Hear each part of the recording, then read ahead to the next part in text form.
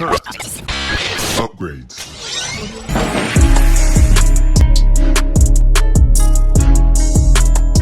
Welcome back, ladies and gentlemen, to another JVS movie review brought to you from the Toronto Film Festival.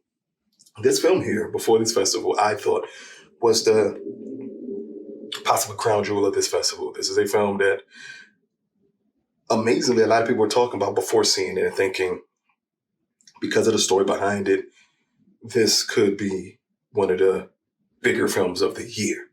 And this one is Next Goal Wins. And here is a quick synopsis. Coach Thomas Ridden is tasked with turning the American Samoa national team around.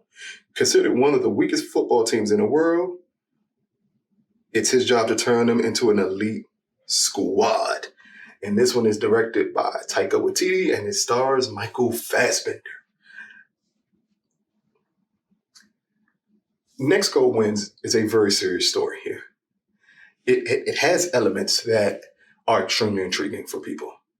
The American Samoa team and everything that they went through and what happens after this story takes place is something that you would think on screen could make one of the best sports story movies ever. With Taika deciding to do a straight comedy that does not necessarily respect the story of this team, it is puzzling to me. Like, sitting through this film as we're introduced to these characters and we're introduced to these amazingly bubbling characters of American Samoa. And we're introduced to the team and we find out the reason why the team is an embarrassment and why they needed the coach is because they lost on the national stage 31-0, which is the biggest lopsided win in international play ever. That sets up why this coach, who needs a second chance, played by Michael Fassbender, is brought in to change this team. At no point in time do you believe through the course of this film that anything this coach did had an impact on this team, because it's not enough shown to show us that.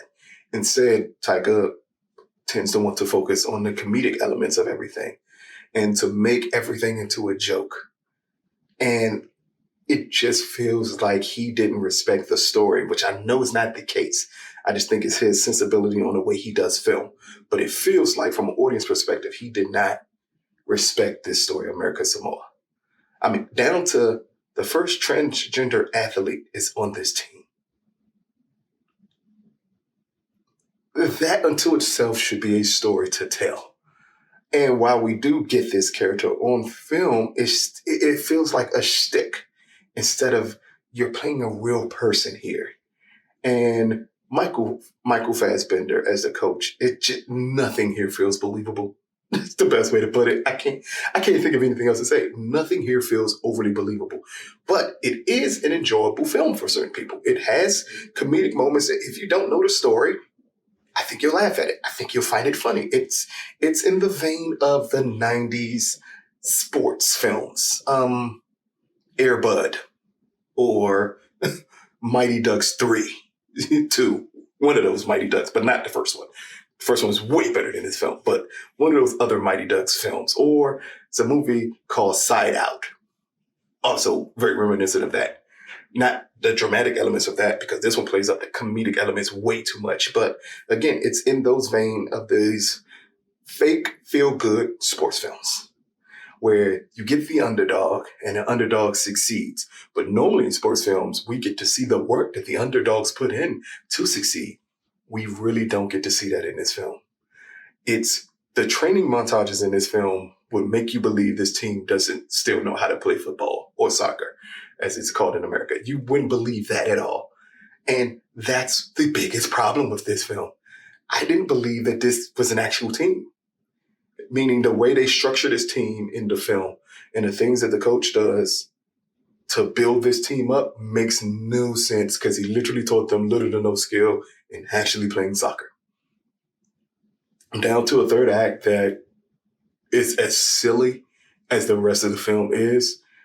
It just feels, as you're watching Next Goal Wins, that Taika wasn't the person to tell this story. This was not a story that needed to be a full-out comedy the way it's shot. Yes, it could have had comedic elements in it, which is necessary for most sports films. You're going to get a little comedic element in it, but the dramatic element should be heightened. And at no point in time does he do that. It feels like he just felt better of thinking, if I make this a crowd-pleasing comedy of a film, people will like it better. Blades of Glory. This is if Blades of Glory was a true story. That's the way it feels. But we know that's not the case here. We know Blades of Glory is a made-up film. So just imagine a story as powerful as American Samoa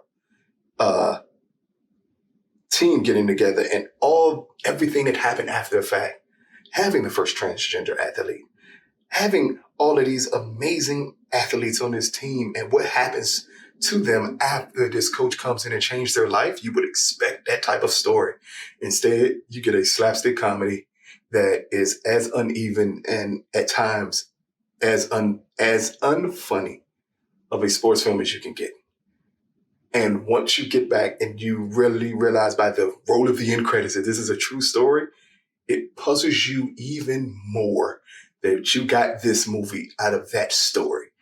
And I'm just hoping that someone goes back, takes this story on, and actually does this story justice, because this film did this story absolutely no justice.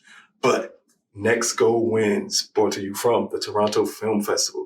Out of a possible 10, I'm going to give Next Goal Wins a 4 out of 10. The comedic elements are going to work for certain people. The dramatic elements are non-existent in this film.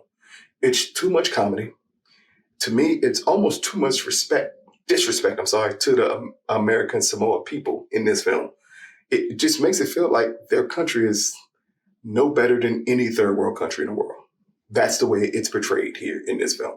And if you know anything about that American Samoa, you know that's not the case. And you wonder, why wasn't one of these stories championed, these powerful stories? Again, it's literally one right in front of you. The first transgender athlete to play international football. How is that not the crux of your story?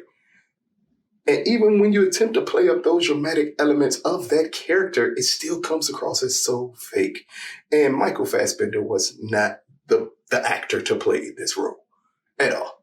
Like it's just so many elements that didn't make sense. There's so many decisions in this film that didn't make sense that completely take you out of this being an enjoyable project to watch. Instead, at this point, watch Mighty Ducks 6 or whatever they do with that one, or Major League with Charlie Sheen. Like, watch one of those comedies, because it'll be better than this, because at least you understand that most of that is made up. This is an actual story of a team and of athletes, and it just does not get the respect it deserves. But check it out. Let us know what you think. This has been another JVS movie review brought to you from the Toronto Film Festival. Peace, people.